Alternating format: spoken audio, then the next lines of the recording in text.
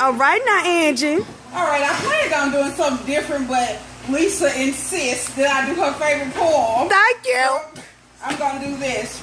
Now, I wrote this poem for my Rainbow Sisters because they get a lot of assumptions, so I wanted to clarify a couple things. Go ahead. Go ahead, boo. I remember back in the day that when I found out that a woman liked pussy, I would automatically think that my pussy would be the pussy preferred. No matter if she ever tried to holler onto me, she never said a word. I remember I had these thoughts in my mind that a vagina was all it took, like this shit was like a magnet to them, that they didn't care about your preference or your look. But as I grew older, I came to my senses, and with those thoughts, I made amends. Went to some pageants, some parties, some get-ups, and made some really great friends. And realized, just like any other type of love, some of us just don't fit the bill. So with that preconceived notion that just because you're a woman, they want you, some of y'all just need to chill. Thank you. Because some of you hoes have been passed around more than a pipe at a crackhead convention. Go ahead, and you go eating more pussies and told more lies than some of you would care to mention. Now that she said bullshit, now that's the shit that I don't like. And if you're messy, yes, I'm talking to you, whether you're a stud, femme, bi, or call yourself a Frisco dyke. Thank Go you. ahead, poet. Thank you. That drama that's within that lifestyle. Now that's the shit that must discontinue. Because it's too much good pussy to go around for the same bitch to always be on the menu. Now I'm not standing here saying that your opinions are irrelevant or that they have no merit or reverence. But what I'm standing here saying, it ain't this automatic attraction because they too have a pussy preference. Go ahead, poet. All right now.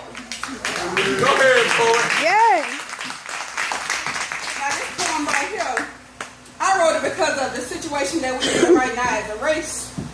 And like I said, I have my good side, my bad side, my vigilante side. So that's where this one come from. The title of this poem is "We Must."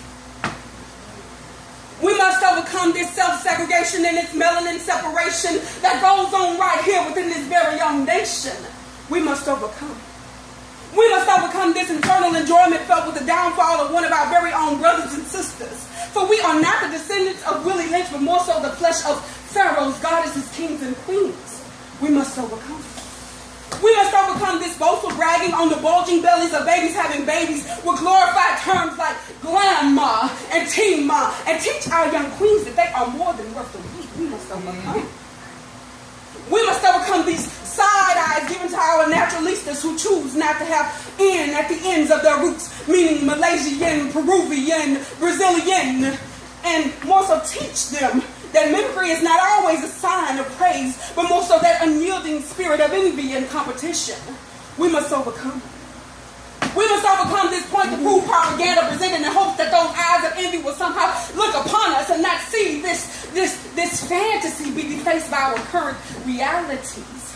We must overcome. We must overcome this automatic offense taken when being referred to as animals or savages. But what would you call a species that feeds its unprepared young to the beast of these streets? That shit sounds a lot like an animal to me. We must overcome. We must overcome the destination of our destinies being decided by corporate America. The very America that our ancestors built tooth and nail. So make no mistake of your rightful place. We must overcome. We must overcome this black powdered, not powered finalization due to the fear of our adversaries' retaliation, which is resulting in our current teenage termination. We must overcome. We must overcome these premature deaths forgotten in vain with the goddamn t-shirts and celebrations and block parties and games with the same name. We must overcome. We must overcome this division and learn to stand as one. Matter of fact, I'm going to speak it into existence. We shall overcome.